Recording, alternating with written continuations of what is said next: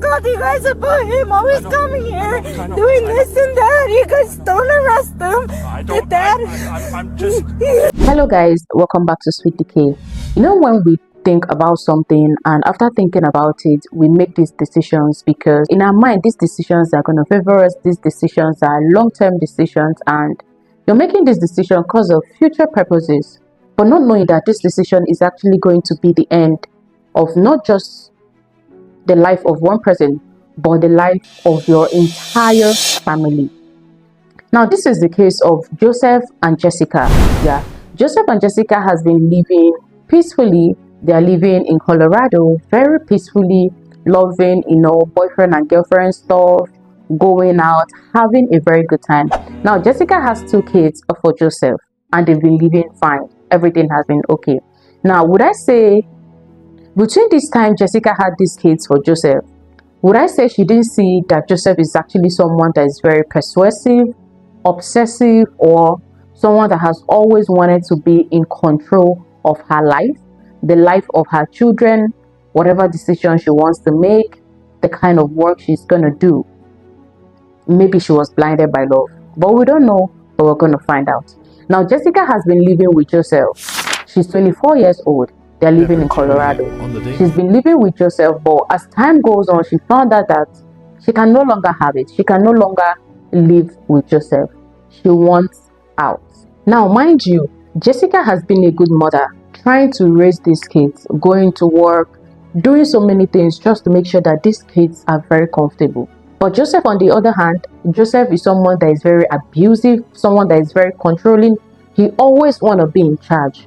And Jessica has tried so many times, multiple times, to break up, to leave the relationship. But Joseph always finds his way back. You know what they say about people that are very manipulative? They always have their way around everything. He always finds his way back into Jessica's life. Now, fast forward to this day, Jessica dressed up, her normal routine, dressed up, and wanted to go to work. When on getting to her car, she saw Joseph standing, very creepy. And he's like, "Where are you going to?" And she's like, "I'm going to work." "Where else would I be going to?" And Joseph was like, "Let's go have lunch." And Jessica was like, "I can't be having lunch. This is my work time. I need to be at the office." And he said, "No, they should go and have lunch." And she was like, "I can't go to lunch now. I need to be at work." And Joseph was like, "You have to go to lunch with me." He pulled her hair and like, "We are going to lunch." And Jessica, being someone that is very scared, she wouldn't want anything to happen to her, having in mind that she has 2 kids that needs to be taken care of. Now, Jessica agrees to go to lunch with Joseph. Now, after the lunch, Jessica wanted to go home, but Joseph refused. Joseph said, "You're not going anywhere. You're coming over to my place." And Jessica, trying to drag and everything, he pulled out something that looks like an iron, something like that, and smashes Jessica's car. And the iron and everything, the glass on the door, splashed all over her body, leaving so many marks on her skin, and drags her to the house. "You're not going anywhere. You're staying with me." Now, Jessica agrees, goes home with him. After some days, I don't know how she did it or what she did, Joseph agrees for Jessica to go home.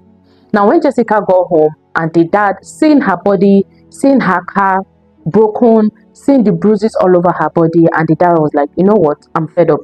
This can't keep happening." Jessica's dad was very furious, like he was very angry. Now, Jessica's dad got angry, and what he did next was to file a restriction order against Joseph.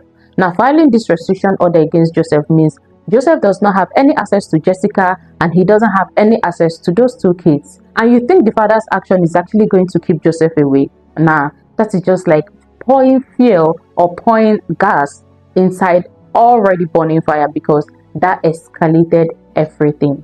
Now, moving on to October 30th, 2022, Joseph found a way and laid his hands on a 9mm weapon. Now, mind you, Joseph does not have any authorization to own a weapon. He can't own a weapon. So I don't know how he laid his hands on a 9mm weapon. Mind you, Joseph already have a restriction order. He can't come into Jessica's house. He can't have access to the kids or anyone around her. But this time around, Joseph broke into Jessica's family house.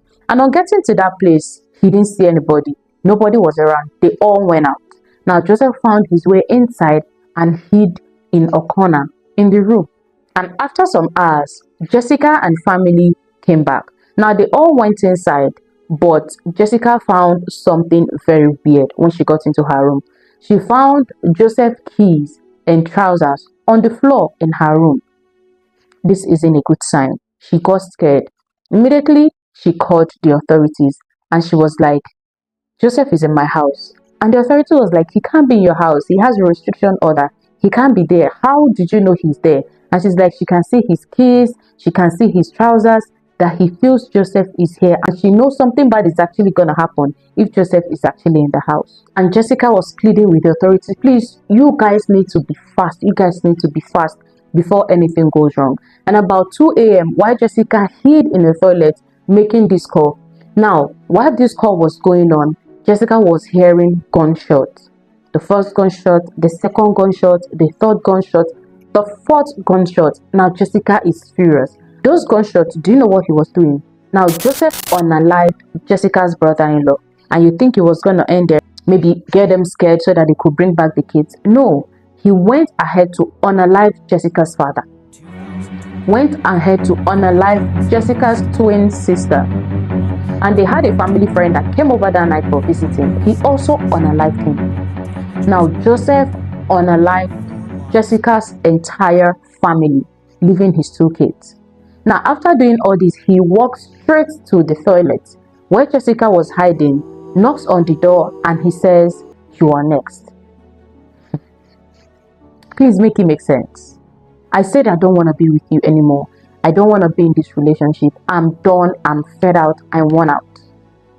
And the only thing you could think of in your head as a human being is to unalive someone's entire family. Why would you do that? This is a high level of being possessive. This is no longer love. This is being possessive. This is not even being abusive. Now when he did this, he started banging on the door, asking her to come out. And Jessica refused to come out because she knows if she comes out, she was going to be the next in line. Joseph continued banging on Jessica's door. He kept banging and banging until he pulled down the door. Now out of reflex action, Jessica drew Joseph, immediately hit him on the wall, and she ran away because that was the only chance she had to escape. And she ran outside and started running. While she was running, the police was already coming. And immediately Joseph noticed the police coming, he flee. Now when the authorities got there, they started asking Jessica what happened and all that. She was crying. She was explaining to them, I told you guys to come early. I told you guys to be quick. I told you guys to be fast. What happened?